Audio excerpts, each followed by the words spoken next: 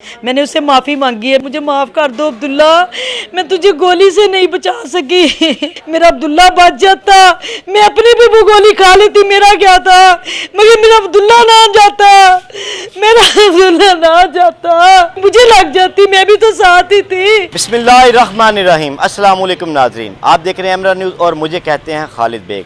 नाजरीन, आज मैं लाहौर के इलाका मुल्तान चुंगी में मौजूद हूँ, जहाँ पर एक दिन दिहाड़े एक नौजवान को फायरिंग करके सरेआम कत्ल कर दिया गया।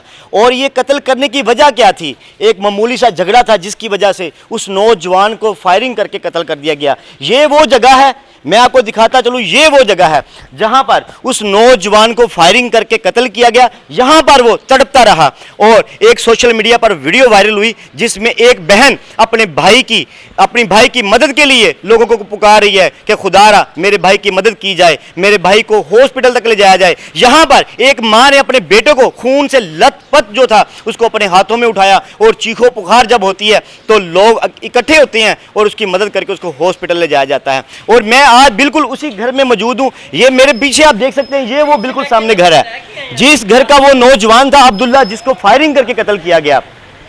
बहुत दीदा दलेरी से सरेआम दिन दिहाड़े उस नौजवान को यहाँ पर फायरिंग की गई।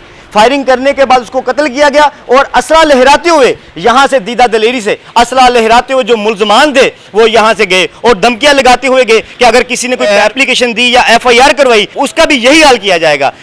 मैं बिल्कुल उस घर में मौजूद हूँ और बात करूंगा उनके लवाकिन से कि क्या मसला था, क्या वजह थी जो ये बात यहाँ तक पहुंची और मामला जो है कत्ल तक पहुंच गया। मेरे साथ इस वक्त मौजूद हैं एक एनी शाह जो इसी इलाके से जिनका ताल्लुक है और इसी गली के रहने वाले हैं और ये सारा मामला उनके सामने हुआ। बात करते हैं उससे कि ये कौन लोग थे, किस तरह ये सारा वाकया हुआ। अस्सलाम वालेकुम। वालेकुम सलाम। क्या नाम है जी? मेरा नाम इरशाद है। अच्छा इरशाद साहब, ये कब ये सारा मामला हुआ, कैसे हुआ, कौन लोग थे जो इतनी दीदा दलेरी से आए और यहाँ पर उन्होंने फायरिंग की, एक नौजवान की जान ले ली? यार पहले भी अब जो पुलिसमैन आए थे हमारे पास, कल सारा दिन हमारे पास यहाँ पे जब फौत हुए हैं बच्चा तो हमारे पास ही रहे हैं। वकूआ यही है कि यहाँ से वो पता चला है जब हम बाहर निकले हैं तो पहले तो पता ही नहीं था कि ये क्या मामला है। तो पता चला कि ये यासीन साहब हैं मंसूरी के अलबद्र वाले, उनके बेटे थे और यासीन खुद था। उनके घर से बाहर ये निकले हैं कि यहाँ बल्कि पुलिस वाले लेके भी आए हैं यासीन को, उसका सिर्फ नाम लिखा है, ठीक है ना। आज तक मेरे नहीं समझ में आती कि कहाँ वो ज़मीन में चले गए हैं बच्चे, कहाँ चले गए हैं। चारों बच्चे उसके हैं और किसी का है ही नहीं है। वो दिन का वाकया है, कोई रात का वाकया नहीं है। आप इधर की रहने वाले हैं? मैं यही, मेरा पास है, तीसरा घर है मेरा, ये सामने मेरा घर है। जब ये सारा वाकया हो रहा था, जब उन्होंने फायरिंग की, आप इधर ही मौजूद थे? भाई मैं झूठ नहीं बोल रहा, मैं घर में था। मैंने कहा था यार कि ये कोई आपस में कोई ऐसा मामला नहीं है, वरना मैं भी बाहर निकलता तो मैं उसको रोक सकता था। लेकिन उन्होंने बड़ी दलेरी की है, ये उम्मीद नहीं थी कि ये ऐसे हो सकता है। यहाँ से लेके आए, उसको भागने की क्यों बगाया? सामने सारे फिर रहे थे गोलियां मारने के बाद, पुलिस वालों ने गिरफ्तार क्यों नहीं बगाया? बगाया? घर में गए हैं तो उनको क्यों नहीं पकड़ा? अब बाद में हमने उसके किसी को पकड़ते हैं, उसका जब उसका बाप यहाँ पे आया उसका सिर्फ नाम लिखा है और उसने एक ड्रामेबाजी किया, यहाँ पे कुछ थोड़ा सा निशान लगाकर जब जख्म का, और यहाँ पे 2 कतरे गिरे हैं उसके खून के। उसकी बाद वो चला गया ना खुद को, वो चला गया जब बहाना बना के भी हमारे इन्होंने मारा, हमें मारा तो वहाँ जाके देखो, ये हमारे दरवाजे के पास आके उन्होंने ये शूट किया है। नहीं, मार झगड़ा हो गया। 2 फायर बड़े किए हैं उन्होंने, जो राइफल के थे समझ लो, क्योंकि हमने देखी तो नहीं राइफल। ये फायर किसने किए? उनके बेटों ने, यासीन साहब के बेटों ने। हाँ, तीनों मोटरसाइकिल के ऊपर आए और एक तीनों बेटे थे उनके जो आए? हाँ जी, हाँ जी। और एक पिस्टल का किया बाद में फोन उन्होंने फायर। इसमें कोई शक की गुंजाइश ही नहीं है। कोई भी लेस होकर मसल्ला होकर आए हैं, बता रहे हैं कि किसी के शक को खुशी की गुंजाइश नहीं है। और उसके बाद वो उनका भाई एक वीडियो बनाता रहा। अच्छा, जब वो उनको फायरिंग की, आपने 15 पे मौके पे कॉल की? बेटे उस 15 का कॉल पहले हो चुकी थी, तो पुलिस मौके पे पहुंची? पुलिस, मैं कह रहा कि उसके बाद जब आई है ना, पुलिस आई है तो ये बेचारे बच्चे को अपने को उठा के हॉस्पिटल चले गए हैं। पुलिस यहाँ पे आई है और उनके घर भी गई है, उस यासीन को लेके भी यहाँ पे आई है, उसको छोड़ दिया, लेकिन अरेस्ट नहीं किया उसको? नहीं किया। आपके इल्म में ये बात आई, कौन लोग थे ये जिन्होंने ये इतना होलनाक यहाँ पर खून की होली खेली? ये जिस गली में आप खड़े हैं ना, इससे अगली गली में उनकी रहाइश है। ये जो बच्चा अब्दुल्ला अल्लाह पाक के पास चला गया, ये हमारे गली के बच्चों में से सबसे बेहतरीन बच्चों में से एक, इंतहाई ताबेदार, पढ़ा लिखा और सुलझा बच्चा था। छोटी सी बात हुई है, मामूली सी बात, इनकी बच्चे की वालदा, इसकी सिस्टर ने अपने बेटे को, जो रात को उस बच्चे बड़े बेटे के साथ उन्होंने ज़्यादती की, उसके लिए उनसे जाके बात की, अच्छे तरीके से बात ख़त्म हो गई। ये वापस आ रहे थे सुकून से इसी गली में, वो पीछे से आया, उसने ना देखा है ये मासूम बच्चा है, ये लड़ा है नहीं लड़ा, इस बच्चे का किरदार ही नहीं है लड़ाई में। ये सिर्फ बड़े भाई के सुन के कि वो कोई मसला ऐसा है तो वो भाई के पीछे गया है। यहाँ है वो सफाक पीछे से आया, उसने कोई ऐसा ग्रज नहीं था। लड़ाई झगड़े छोटी मोटी बातें हर गली मोहल्ले में हो जाती हैं। और हमारी ये आबादी जो है, हबीब पार्क, जमील पार्क, ये 40 साल से हम लोग इकट्ठे रह रहे हैं। जितने बुजुर्ग खड़े हैं, हमारा बहन भाइयों वाला रिश्ता है, बहुत अच्छे लोग हैं, ख़ानदानी लोग हैं। और सोहेल भाई जिनका ये बेटा गया है, सोहेल भाई इधर आओ, जिनका ये छोटा बेटा गया है, ये हमारी आबादी के शरीफ तरीन आदमियों में से एक आदमी, मेहनती मजदूर आदमी, बड़ी मुश्किल से बच्चों की अच्छी परवरिश की, बच्चों को पढ़ाया, ये दिन देखने के लिए नहीं। उसने 2 फायर किए हैं, एक फायर बच्चे के सर में लगा, दूसरा उसकी कमर में लगा। सर वाला जो फायर था वो उसकी जान ले गया। पुलिस ने सरधर कोशिश की है, पुलिस पूरा तावन कर रही है, पूरी मदद कर रही है, चाहे वो एसपी साहिबान है, चाहे वो एसएचओ साहिबान है, चाहे डीएसपी साहिबान है। मगर वो लोग अपना घर बार छोड़ के यहाँ से जा चुके हैं, उनके घरों पे रेडें हुई हैं। हम अपनी इस भाई की, उस बच्चे की, अल्लाह पाक उसको जन्नत में दे, जिस हद तक होगी हम मदद करेंगे और जिस लेवल तक जाना पड़ा हम जाएंगे। हाँ, मकतूल अब्दुल्ला के वालिद साहब मेरे साथ मौजूद हैं, उनसे बात करेंगे। अस्सलाम वालेकुम। वालेकुम अस्सलाम। क्या नाम है जी? राना सोहेल शहजाद। सोहेल साहब, सबसे पहले तो अल्लाह का हुक्म। जी, अल्लाह का हुक्म। तो ये क्या कोई एक कैसा इतना झगड़ा था, ऐसा खौफनाक झगड़ा हुआ जिसके नतीजे में ये इतना बड़ा वाक़या हो गया? बस एक दिन पहले ये 97 हबीब पार्क का यासीन साहब है, उनका बेटा आसिफ मेरे बेटे को घर से बुला के ले गया सुबह के टाइम 2:30-3 बजे। तो उनकी आपस में कोई लड़ाई हुई है, बल्कि उन्होंने जाके मेरे बेटे को सब्ज़ादार में किसी जगह बंद करके मारा पीटा और सब्ज़ादार के थाने में बंद भी करवाए हैं। किसी तरह बेटा वहाँ से मिन्नत समाजिद करके निकला है कि इन लोगों ने मुझे मारा और आपने मुझे बंद कर दिया। वो चले गए और उधर वो लोग आसफ नामी और बाकी उसके साथ जो थे लोग, बिलाल, फैसल, जो भी, उन्होंने धमकियाँ लगाई, अभी तो बंद करवाया, अभी तुम्हें गोलियाँ भी मारनी हैं। तो बेटा जल्दी से घबराया हुआ घर आया, वालदा को पकड़ा, मेरी बेटी को, तो खुद तो छोटा भाई बाद में पीछे चला गया, कोई मसला ना हो। ये मेरी अपनी वालदा को कहने लगा कि हम पूछे तो सही क्या मसला, मैंने क्या उनके साथ किया जो मुझे गोलियां मारेंगे। भाई यही मसला था। तो वो उनके घर गए, बैल देने की बैल ही दी है, तो उन्होंने आके बाहर मारपीट शुरू कर दी है। उस वक्त तकरीबन टाइम 5:20 का, 5:15 का हो गया था। तो नमाजी जा रहे थे, बाद में उन्होंने रफा दफा करवा दिया। तो ये चंद कदम के फासले पे उनका घर है, यहाँ से लेफ़्ट होकर राइट 97 हबीब पार्क, हमारा 68 जमील पार्क है, मुल्तान रोड, मुल्तान चुंगी। तो अभी ये मेरे बच्चे इधर गली का टर्निंग किया तो वो 4 मुसल्ला डंडों से, असला से लेस, जिनमें फैसल, काशिफ और बाकी के नाम हमारे जहन में नहीं है, बिलाल, यासीन, ऐसे करके उन्होंने आते ही एक हवाई फायर किया, 2 मेरे मिसेज और बच्चियाँ दीवारों के साथ लग गई हैं, और एक सर में अब्दुल्ला का फायर किया और एक इस कमर के नीचे हिप में किया। तो मेरा बेटा जब इसको फायरिंग करके कत्ल किया गया, आप यहाँ पर मौजूद थे? नहीं, मैं टैक्सी चलाता हूँ। जब आपको, आप पेशावर थे, आप जब आपको पता चला कि इस तरह आपके बेटे के ऊपर फायरिंग हो गई है, वो शदीद ज़ख्मी है, उसको हॉस्पिटल लेके जा रहे हैं, तो क्या गुजरी आपके दिल पे? मैं बड़ी मुश्किल से वहाँ जिस पैसेंजर के साथ गया था, शेख हमायूं उनका नाम है, रेमियार खां से आए हुए थे, उन्हें कहा कि मेरे बेटे के साथ ये वक़ूआ हो गया, तो आप मुझे प्लीज़ जाने दें। वो कहते हैं ठीक है, हम अपना सारा काम ख़त्म करके वापस आपके साथ ही चलते हैं। वहाँ से 7:45 बजे मैं रवाना हुआ पेशावर से, 1:15 बजे मैं इधर पहुँच गया। उस वक्त मेरा बच्चा मौत की कश्मकश में नैरो सर्जन वार्ड है जनाब में, वहाँ पे वो मौत की कश्मकश में। अपने बेटे को सही सलामत छोड़ के गए थे? बिल्कुल, बात की होगी लास्ट टाइम उससे, प्यार किया होगा? इतना मेरा अच्छा तो बेटा जब था आपने आके उसको इस हालत में देखा हॉस्पिटल में, क्या गुजरी आप पे? मेरे पे मैं क्या मत गुजर गई, मैं नहीं कुछ बता सकता, मैं क्या कह सकता हूँ। मुझे आला हुकाम से अपील है, वज़ीर-ए-आज़म शहबाज शरीफ से, वज़ीर आला से, एसपी साहबान से, जितने मुतल्लिक़ा अफसरान हैं सब से। माशाल्लाह पुलिस हमारे साथ बहुत ताउन कर रही है और एक मुलज़म और उनके कुछ रिश्तेदारों को पकड़ा भी है, बाकी के लिए वो छापे मार रही है।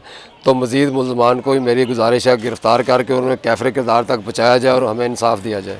मेरे साथ इस वक्त मौजूद हैं मकतूल अब्दुल्ला की वालदा।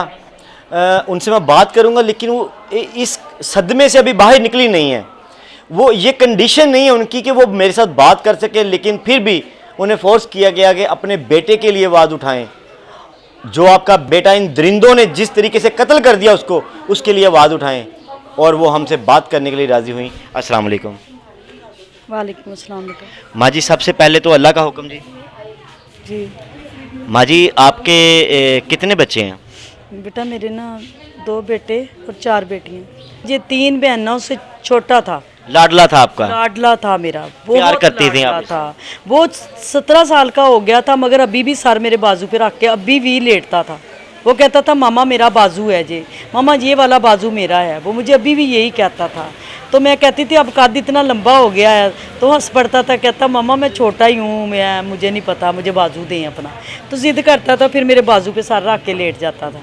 इतना आपका लाडला बेटा, जब आपने देखा, अपने हाथों में उसको उठाया, जब आपको पता चला कि आपके बेटे को फायर लग गए हैं, आपकी एक वीडियो भी वायरल हुई थी जिसमें आप रो रही थी, उठा रही थी उसको अपने हाथों में, तो क्या वो दिल में क्या गुजर रही थी उस वक़्त?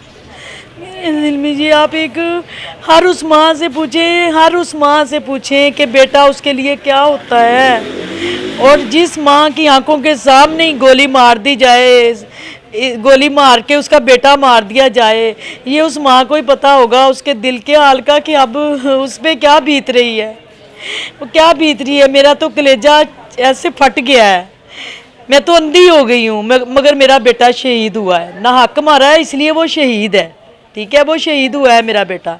इन्होंने टारगेट करके मेरे बेटे के निशाना बना के उस जगह पे निशाना बनाया कि जहाँ से वो बच ना सके, ठीक है। गोली कहीं और मार देते, टांग पे, बाजू पे, कहीं और भी मार सकते थे, मगर सर को ही क्यों टारगेट किया भाई? सर को टारगेट किया। और इन्होंने मैच छुड़वा के अपने बच्चों को, मेरे हबीब को इतना मारा, इन्होंने इतना मारा। बड़े हबीब के साथ इनके लड़ाई हुई है, जो भी हुई है। मैं तो झगड़ा ख़त्म करवाने के लिए गई थी वहाँ पे, ठीक है। इन्होंने हबीब को इतना मारा। उसके बाद हम अपनी गली में आए, इन्होंने फ़ोन करके कोई गाड़ी मंगवाई है, सिल्वर कलर की गाड़ी है, होंडा स्विक, जिसमें असला आया है, जिसमें जो क्लैशनकोफ आई है, होंडा स्विक गाड़ी है वो भी, ठीक है जी। उसमें वो क्लैशनकोफ मंगवाई गई है, क्योंकि हमने कैमरे की मदद से वो वीडियो निकलवाई है गली से। उसमें वो नज़र आ रही है कि होंडा स्विक आके यहाँ पे रुकती है, उसमें से एक बंदा निकलता है जो असला फ्राहम करता है, इनको क्लैशनकोफ देता है आके। और जो बिलाल मुंडा लड़का है, बिलाल जो है, उसने मेरे अब्दुल्ला को टारगेट किया है। हम आ रहे थे अपनी गली में वापस, ठीक है, ये अपने घर के बाहर खड़े थे। हीरा मेरी गेट के अंदर आई है, हबीब गेट के बाहर है, मैं हबीब से पीछे हूँ बेटा। तो अब्दुल्ला स्लो बड़े आराम से आ रहा था चल के, ये मोबाइल यूज़ करते। ये देखें, ये मेरे बेटे अब्दुल्ला का ही मोबाइल है, ये मेरे बेटे अब्दुल्ला के हाथ में था। तब जब ये गोली मारी गई है, तब भी ये हाथ में ही था अब्दुल्ला के। नीचे गिरा है तो ये ऐसे ही था। जब वो नीचे गिरा है, जब आप उसे आवाज़ें दे रही थी, उसका सर अपने हाथों में लेके अपनी झोली में रख के सर बैठी हुई थी, आपसे बात की कुछ उसने? नहीं, मेरे अब्दुल्ला ने तो हाय भी नहीं की, उसकी तो आवाज़ ही नहीं निकली बेटा, उसकी आवाज़ नहीं निकली, उसकी आवाज़ बंद हो चुकी थी, बिल्कुल बंद। हॉस्पिटल में उसने आपसे बात नहीं की? वो नहीं, कोई बात नहीं बेटा कर सका मेरे साथ। मैंने उससे माफ़ी मांगी है, मैंने कहा बेटा मुझे माफ़ कर दो अब्दुल्ला, मैं तुझे गोली से नहीं बचा सकी, वो गोली मैं खा लेती, मेरा अब्दुल्ला बच जाता, मैं अपनी भी वो गोली खा लेती, मेरा क्या था, मगर मेरा अब्दुल्ला ना जाता, मेरा अब्दुल्ला ना जाता, मेरे अब्दुल्ला को गोली ना लगती, उनकी मेरे लग जाती, मुझे लग जाती, मैं भी तो साथ ही थी। मैं कहती मेरा अब्दुल्ला आगे होता, अगर मैं उस जगह पे होती, मुझे लग जाती, कम से कम मेरा बेटा तो बच जाता ना। आज मैं मर जाती, मेरा क्या था, मैं तो माँ हूँ। मैं अपने बेटे की गोली अपने सर पे खा लेती तो मुझे दुख ना होता, लेकिन अब मुझे बड़ा दुख है, मैं अपने बेटे को बचा नहीं सकी। मेरी आंखों के सामने उसको गोली मार दी गई। जी बिल्कुल, ये एक माँ के लिए दर्द भरा लम्हा है कि किस तरह उसने अपने बेटे की खून से लथपथ जो लाश थी उसको उठाया, किस तरह उसने अपने बाजू में लिया उसको। और सोशल मीडिया पर एक वीडियो वायरल होती है जिसमें वाज़िया तौर पे आप देख सकते हैं कि एक बहन, एक भाई की बहन किस तरह वो चीखो पुकार कर रही थी, किस तरह वो लोगों को मदद के लिए पुकार रही थी। वो अब वाज़िया देखा जा सकता है, लोगों से मदद की अपील कर रही थी कि खुदारा कोई मेरी मदद करे, कोई मेरी मदद के लिए आए, मेरे भाई को उठा ले, मेरे भाई को हॉस्पिटल ले जाए। और वही बहन, एक भाई की बहन मेरे साथ इस वक्त मौजूद हैं, उनसे बात करेंगे। अस्सलाम वालेकुम। जी वालेकुम सलाम। क्या नाम है आपका? हीरा। अच्छा हीरा, मुझे बताइएगा ये क्या मामला हुआ, किस तरह हुआ सारा? बस मामा ने आपको सारी स्टोरी बताई है, मैं अब और मज़ीद क्या बताऊं। मैं बस ये गुजारिश करूंगी कि मुझे सिक्योरिटी दी जाए, ठीक है? मुझे सिक्योरिटी चाहिए तो चाहिए, मैं किसी वजह से कह रही हूँ। मेरी गुजारिश है आप लोगों से, गुजारिश समझ लें, भीख समझ लें। मैं आप लोगों से इमदाद नहीं मांग रही, मैं आप लोगों से इंसाफ मांग रही हूँ। मेरी आवाज़ आप लोग हैं, मैं आप लोगों को बार बार कह रही हूँ, मेरी जान को ख़तरा है। खुदा ना ख्वास्ता मेरी माँ को कुछ होता है, जो मेरी माँ की हालत है, मैं किसी को भी नहीं माफ़ करूँगी, मैं किसी को भी नहीं माफ़ करूँगी। बस मैं इतना कहना चाहती हूँ, मेरी एसपी इमरान किश्वर साहब से बात करवाई जाए, हर सूरत बात करवाई जाए, मैंने वो कुछ बातें करनी है। अच्छा हीरा, जब उसको फाइल लगे थे आपके भाई को, आप चीखो पुकार कर रही थी, तो कैसे लोग उसकी मदद के लिए पहुंचे, कैसे आप हॉस्पिटल लेके गई उनको? नहीं, पास तो कोई आया ही नहीं, कोई भी मोहल्ले वाले ने गाड़ी नहीं निकाली, कुछ भी नहीं निकाला, कोई पास नहीं आया। रिक्शे वाले गुजरे थे, बाइक वाले तरले किए, कोई भी नहीं आया। फिर एक गाड़ी ना बहुत पीछे से आ रही थी, अब मेरी नज़र पड़ गई, क्योंकि घर वालों की हालत तो बिल्कुल ही, वो बेचारे मासूम हैं, उनको किसी चीज़ का पता नहीं है। मैं थोड़ा, मुझे पता है इन चीज़ों का। मैंने उस गाड़ी वाले पे मैं बाहर निकली, क्योंकि इनमें हौसला ही नहीं था, तो मैंने उस गाड़ी वाले को वहाँ से पकड़ा है, वहाँ से, वहीं पे शीशा उसका खुला हुआ था। मैं गाड़ी वाले के साथ साथ मैंने कहा भाई मुझे हॉस्पिटल ले जाओ। वो कहता हुआ क्या है? मैंने कहा आप चलें तो सही। उसको इस तरह लाई हूँ तो आगे वो मैंने फिर ज़बरदस्ती बिठाया और मैं जिना ले गई। जैसा कि मैंने आपको बाहर बताया है कि जिना वाले पहले उन्होंने सीरियस नहीं लिया, पुलिस केस है भैया, ट्रीटमेंट तो शुरू करो। उसके 2-4 घंटे गुजरे हैं तो मुझे होश आई, मैं तो खुद सोशल मीडिया से हूँ, तो क्यों ना मैं वीडियो लगाऊँ। मेरा ना दिमाग काम किया, मैंने ना अपने पेशेंट की वैसी वीडियो बना रही थी, तो लड़की जो थी ना नर्स, उसने अब बाहर से सिक्योरिटी बुला ली। सिक्योरिटी बुलाई, वहाँ से मुझे तप चढ़ गई। मैंने कहा इसने सिक्योरिटी बुलाई है, मैंने सिक्योरिटी आती है, मैंने वहीं पे दोबारा वीडियो बनाना शुरू कर दी नर्स समेत, ठीक है? तो मुझे बुरा इस चीज़ पे लगा कि मैं अपने पेशेंट की वीडियो बना रही हूँ। वो कहती है आप वीडियो क्यों बना रही? मैं तो अपने पेशेंट की, मैंने हॉस्पिटल वालों के लिए थोड़ी, बाकियों की थोड़ी ना बनाई थी। मेरे पास ये वीडियोज़ मौजूद हैं, अगर आप लोग कहेंगे कि सफाई दो, मैं ज़रूर दूंगी सबूत के साथ। तो उसके बाद होता क्या, जब मैंने वीडियोस लगाई वो वायरल हो गई। ये लोग ट्रीटमेंट नहीं कर रहे थे, पुलिस आई, मैंने ऊपर से कॉल्स वगैरह कराई, तब जाके ये आईसीयू में लेके गए, उससे पहले नहीं लेके जा रहे थे, ठीक है? और हमें ये भी सुनाया गया कि हाँ आईसीयू का तो एक दिन का इतना खर्चा है, ठीक है? आप लोग तो अफोर्ड भी नहीं कर सकते। शुक्र करें आपके बच्चे को आईसीयू ले गए हैं, ठीक है? एमएस मुझे बुला लिया गया, जना हॉस्पिटल वाले कह रहे थे। हाँ जी, मुझे एमएस बुला लिया गया, मुझे अंदर इन्होंने बंद कर दिया। मैं तो अपनी वो जो बंदा जानने वाला था उसने मैं उस काम के लिए गई थी, अंदर तो और ही रौला पड़ गया। मेरा तो पेशेंट ऊपर आईसीयू में है, ठीक है? उन्हें शर्म नहीं आई, उन्हें गैरत नहीं आई, ठीक है? तो उससे एमएस कोई लड़की थी, वो सीनियर थी, मुझे उसका नाम नहीं पता, शायद मेरे पास वीडियो या कुछ हो, उसकी शक्ल आ जाए। तो कहती है तो हम क्या करें अगर वो उधर पड़ा है? जो इस बेटी की ज़िंदगी, इस लड़की की ज़िंदगी, इस लड़की की जॉब को ख़तरा है, वो उसका मतलब मेरे भाई से कोई लेना देना नहीं था, ठीक है? उन्होंने मुझे डराया धमकाया वहाँ पे एमएस के पूरे स्टाफ ने, हम ये कर देंगे वो कर देंगे। कहते हैं इसके पाँव में गिर के माफ़ी मांगो, हमने तुम्हारी वीडियो बनानी है। मैंने कहा मुझे इधर 1000 बंदा भी आ जाएगा ना, मैं ये नहीं दूंगी, मैं ये बयान नहीं दूंगी। मैं क्यों दूं? मैं अपने भाई के लिए फ़ाइट कर रही हूँ। मुझे जो बंदा बीच में सही नहीं लगेगा, मैं उसको मीडिया के सामने ला के जलील करूँगी। पुलिस आपके साथ कोऑपरेट कर रही है, लेकिन मुझे तसल्ली नहीं हो रही, क्योंकि इन्होंने कहा था हम आपको सिक्योरिटी देंगे, हॉस्पिटल में भी आने जाने के लिए कोई सिक्योरिटी नहीं दी गई। अफसरान ने तो कहा था, लेकिन जो नीचे का अमला था, अफसरान अच्छे लोग होते हैं, ठीक है? जो बड़े बंदे होते हैं वो उन्होंने कहा, ठीक है? लेकिन जो नीचे का तबका है ना, वो नहीं सही। उन्होंने हमें कोई सिक्योरिटी नहीं दी, ठीक है। आज मैंने यासी साहब को फ़ोन किया तो उन्होंने मुझे जो है ना, पहले एक रात को वो लड़का देख के गया, वो लड़का सुबह बगैर बताए गायब हो जाते हैं। जब एक बंदा, ठीक है, ड्यूटी लगाई है डिफरेंट गार्ड्स की, ठीक है, डिफरेंट पुलिस वालों की जब गार्ड लगाई है ड्यूटी, तो उनको चाहिए ना कि जब तक दूसरा बंदा मौके पे नहीं आता तो पहले को जाना बनता है, नहीं बनता पहले का जाना। वो बंदा फरार हो जाता है, चला जाता है। और मौके पे क्या कहते हैं, फिर जब मैं नीचे आई हूँ मम्मा को हॉस्पिटल से लेके, तो फिर मतलब यासिर साहब को रास्ते में मैंने फ़ोन कर दिया था। उन्होंने फिर एक बंदा भेजा, वर्दी के बगैर था, मतलब वो असले के बगैर था। वो आके गेट पे बैठे, मैंने उनसे पूछा जी आपका असला कहाँ है, वो असले वाला आता है। तो बिल्कुल नॉन सीरियस इन लोगों का वो है। मेरी माँ सुबह से तड़प रही है, अगर मेरी माँ को खुदा ना ख्वास्ता कुछ हो गया, मैं किसी को नहीं बख्शूंगी, मैं बिल्कुल माफ़ नहीं करूंगी, ठीक है। मुझे अथॉरिटी चाहिए, मुझे सिक्योरिटी चाहिए, मुझे धमकियाँ मिल रही हैं, मुझे थ्रेट किया जा रहा है। हाँ जी, एक बहन की ये फरियाद है जिनका घर उजड़ चुका है, अपने हाथों से अपने भाई की लाश इन्होंने देखी है, इनका घर उजड़ चुका है। माँ जी आप क्या चाहती हैं अब? मैं जी चाहती हूँ कि जिसने गोली मारी है उसको सरेआम फांसी दी जाए, ठीक है। उसके भी सर पे गोली जा मारी जाए, जहाँ पे अब्दुल्ला को गोली उसने मारी है उसी जगह पे उसको गोली मार दी जाए, खून का बदला खून हो जाए बस। आखिर में ये कहना चाहती हूँ कि आज तो मेरे अब्दुल्ला को टारगेट किया गया है, कल को ये लोग मोहल्ले में और भी बच्चे हैं, लड़के हैं, यंग लड़के हैं, ताकि ये पूरे मोहल्ले के लड़के जो हैं उनको ना टारगेट कर सके, वो टारगेट ना हो जाए इनके हाथों से कम उन माओं के बेटे तो बच जाए ना। मेरा तो बेटा दुनिया से चला गया, मगर ये और जो माएँ हैं उनके जो बेटे हैं वो सारे तो बच जाए ना।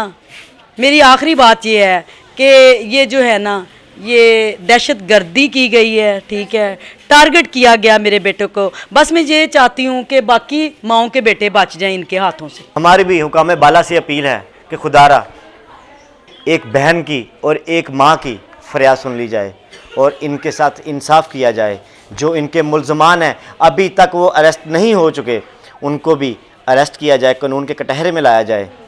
इसी के साथ अपने मेज़बान खालिद बे को इजाज़त दीजिए। अल्लाह हाफ़िज़।